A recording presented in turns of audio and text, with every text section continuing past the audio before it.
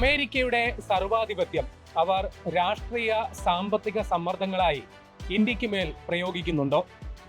അതിനെ ഫലപ്രദമായി പ്രതിരോധിക്കാൻ നമുക്ക് സാധിക്കുന്നുണ്ടോ?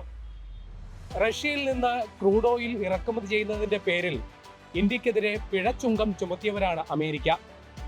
ഇതിന് പിന്നാലെ ഇറാനെതിരെയുള്ള സാമ്പത്തിക ഉപരോധത്തിന്റെ പേരിൽ ഇന്ത്യക്കെതിരെ വീണ്ടും തിരിയുകയാണ് ട്രംപ് ഭരണകൂടം. ഇറാൻ ഭരണകൂടവുമായി ദീർഘകാല കരാറിലേർപ്പെട്ട് ഇന്ത്യ ഏറ്റെടുത്ത് നവീകരിക്കുന്ന ചബഹാർ തുറമുഖത്തെക്കുറിച്ചാണ് പുതിയ ആശങ്ക. ഇറാന്റെ തെക്കൻ മേഖലയിൽ നിസ്താൻ ബലൂചിസ്ഥാൻ പ്രവിശ്യയോട് ചേർന്ന് ഇന്ത്യ വികസിപ്പിക്കുന്ന ഒരു സ്വപ്ന പദ്ധതി. 4500 കോടി മുതൽ മുടക്കിൽ നിർമ്മിക്കുന്ന ഈ പദ്ധതിയെക്കുറിച്ചാണ് ഇപ്പോൾ പുതിയ ആശങ്ക. അമേരിക്കൻ സമ്മർദ്ദത്തിന് അടിപ്പെട്ട് ഇന്ത്യ ഈ പദ്ധതിയിൽ നിന്ന് പിൻവാങ്ങിയാൽ പ്രത്യക്ഷ നഷ്ടം 4500 കോടി രൂപയുടെ ദീർഘകാല പദ്ധതി മാത്രമല്ല. പാകിസ്ഥാനെ ആശ്രയിക്കാതെ ഇന്ത്യയെ ഇറാൻ, അഫ്ഗാനിസ്ഥാൻ, റഷ്യ, മധ്യേഷ്യ, യൂറോപ്പ് എന്നിവയെ ബന്ധിപ്പിക്കുന്ന 7200 കിലോമീറ്റർ ഗതാഗത ശൃംഖലയായ ഇന്റർനാഷണൽ നോർത്ത് സൗത്ത് ട്രാൻസ്പോർട്ട് കോറിഡോറും ഇന്ത്യൻ മഹാസമുദ്രത്തിലൂടെ Iran, Afghanistan, Uzbekistan, Turkmenistan, Kyrgyzstan, Kazakhstan എന്നിവിടങ്ങളിലേക്ക് വ്യാപാരത്തിനായി കടക്കാനുള്ള ഇന്ത്യയുടെ കവാടം കൂടിയാണ് ഈ പദ്ധതി. അഫ്ഗാനിസ്ഥാനിൽ ദുരിതാശ്വാസ സാമഗ്രികൾ എത്തിക്കാനും ഈ തുറമുഖം സഹായകരമാണ്. പാകിസ്ഥാനുമായുള്ള നയതന്ത്ര ബന്ധം താറുമാറായ ശേഷം 2017ഓടെയാണ് ചബഹറിനെ മധ്യേഷ്യയിലേക്കുള്ള പ്രവേശന കവാടമായി ഇന്ത്യ പരിഗണിച്ചു തുടങ്ങിയത്. 2017 അഫ്ഗാനിസ്ഥാനിലേക്കുള്ള ഗോതമ്പ് ചബഹർ വഴി എത്തിച്ചാണ് ഈ ട്രാൻസിറ്റ് റൂട്ടിന്റെ പരീക്ഷണം ഇന്ത്യ നടത്തിയത്. 2018 ഇറാനുമായുള്ള അന്താരാഷ്ട്ര ആണവ കരാറിൽ നിന്ന് അമേരിക്ക പിൻവാങ്ങിയതോടെയാണ് ചബഹറിന്റെ കാര്യത്തിൽ നിർണായക വഴിത്തിരിവുണ്ടായത്. അന്താരാഷ്ട്ര കമ്പനികൾ ചബഹറിൽ നിന്ന് ഉപരോധത്തെ തുടർന്ന് പിൻവാങ്ങിയതോടെ ഇന്ത്യ അങ്ങോട്ടേക്ക് കടന്നു വന്നു. ഇന്ത്യൻ പൊതുമേഖലാ സ്ഥാപനമായ ഇന്ത്യ പോർട്സ് ഗ്ലോബൽ ലിമിറ്റഡ് ചബഹറിലെ ഷാഹിദ് ബഹേഷ്തി ടെർമിനലിന്റെ നടത്തിപ്പ് ചുമതല ഏറ്റെടുത്തു. ബ്രസീലിൽ നിന്ന് വന്ന കൂറ്റൻ ചരക്ക് കപ്പലിൽ 72,458 ടൺ ചോളം എത്തിയതോടെ ഇന്ത്യൻ നിയന്ത്രണത്തിൽ ഈ തുറമുഖം പ്രവർത്തനം തുടങ്ങി.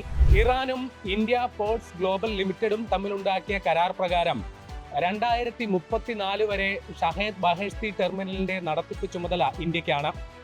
370 മില്യൺ അമേരിക്കൻ ഡോളറാണ് കരാർ തുക. ഇതുകൂടാതെ 150 മില്യൺ അമേരിക്കൻ ഡോളറിന്റെ വായ്പയും ഇന്ത്യ ലഭ്യമാക്കി. അടിസ്ഥാന സൗകര്യ വികസനവും യന്ത്ര സാമഗ്രികളിലെ ആധുനികവൽക്കരണവുമായിരുന്നു ഇന്ത്യൻ പദ്ധതി. ഇതുവഴി ചരക്കു കാര്യക്ഷമത വർദ്ധിപ്പിക്കാം. ഇതുവരെ 25 മില്യൺ ഡോളർ ചെലവിൽ 6 കൂറ്റൻ ഹാർബർ ക്രെയിനുകൾ ഇന്ത്യ എത്തിച്ചു. തുറമുഖത്തെ ഇറാൻ ദേശീയ റെയിൽ നെറ്റ്വർക്കുമായി ബന്ധിപ്പിക്കുന്ന ചബഹർ സഹേദൻ റെയിൽവേ ലൈനിൽ പണം മുടക്കാൻ ഇന്ത്യ സന്നദ്ധത അറിയിച്ചെങ്കിലും ഫണ്ടിങ്ങിന്റെ താമസം മൂലം ഇറാൻ ഭരണകൂടം പദ്ധതി ഏറ്റെടുത്തു. ഈ വർഷം ഈ റെയിൽവേ ലൈൻ പൂർത്തിയാകും.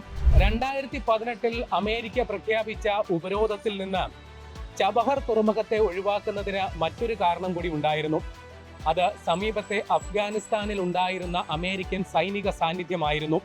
തൊട്ടടുത്ത ചബഹർ തുറമുഖം അമേരിക്കയെ സംബന്ധിച്ച് വളരെ തന്ത്രപ്രധാനമായിരുന്നു. അഫ്ഗാനിസ്ഥാനിൽ നിന്നും അമേരിക്കൻ സൈന്യം പിൻവാങ്ങിയതോടെ ചബഹർ തുറമുഖത്തിനുമേൽ അമേരിക്കയുടെ താൽപര്യം ഇല്ലാതായി. കഴിഞ്ഞ സെപ്റ്റംബർ മുതലാണ് അമേരിക്ക ചബഹറിനുള്ള ഇളവ് പിൻവലിച്ചത്. തുറമുഖത്തിന്റെ പ്രവർത്തനം ഘട്ടം ഘട്ടമായി കുറച്ചു കൊണ്ടുവരുന്നതിന്റെ വിശദാംശങ്ങൾ ഇന്ത്യ സമർപ്പിച്ചതിന്റെ അടിസ്ഥാനത്തിൽ ഇളവുകൾ പ്രഖ്യാപിക്കപ്പെട്ടു. ഒക്ടോബർ 29 ആരംഭിച്ച ഈ ഇളവിന്റെ കാലാവധി 2026 ഏപ്രിൽ 26 അവസാനിക്കും. ഇത് സംബന്ധിച്ച് ട്രംപ് ഭരണകൂടത്തിന്റെ കത്ത് കിട്ടിയെന്ന് കേന്ദ്ര വിദേശകാര്യ വക്താവ് രൺധീർ ജയ്സ്വാൾ വ്യക്തമാക്കി. റഷ്യയിൽ നിന്ന് ക്രൂഡ് ഓയിൽ ഇറക്കുമതി ചെയ്യുന്നതിന്റെ പേരിൽ 25% പിഴ നികുതിയാണ് അമേരിക്ക ഇന്ത്യക്ക് മേൽ ചുമത്തിയിരിക്കുന്നത്. ഇതുകൂടാതെ വ്യാപാര കമ്മിയുടെ പേരിൽ ഒരു 25% കൂടിയുണ്ട്. അങ്ങനെ മൊത്തം 50% വരുന്ന ഒരു പിഴ നികുതിയാണ് നിലവിൽ ഇന്ത്യക്കെതിരെ അമേരിക്ക ചുമത്തിക്കൊണ്ടിരിക്കുന്നത്. ഇതുകൂടാതെ ഇറാനുമായി സാമ്പത്തിക വ്യാപാര കരാറുകളിൽ ഏർപ്പെടുന്ന രാജ്യങ്ങൾക്ക് മേൽ 25% കൂടി പിഴ ചുമത്തുമെന്നാണ് അമേരിക്കയുടെ പുതിയ ഭീഷണി. അങ്ങനെയാണെങ്കിൽ ഇന്ത്യയുടെ നികുതി ഭാരം 75% ഉയരും എന്ന് മനസ്സിലാക്കണം. ഇന്ത്യക്ക് ഈ പിഴ നികുതി മാത്രമല്ല തലവേദനയായി മാറുന്നത്, അത് ഇറാനിലെ നിലവിലെ ഭരണ പ്രതിസന്ധി കൂടിയുണ്ട്. രാഷ്ട്രീയമായും സാമ്പത്തികമായും ഇറാൻ വലിയ കടുത്ത പ്രതിസന്ധി ഇപ്പോൾ നേരിട്ടുകൊണ്ടിരിക്കുന്നു.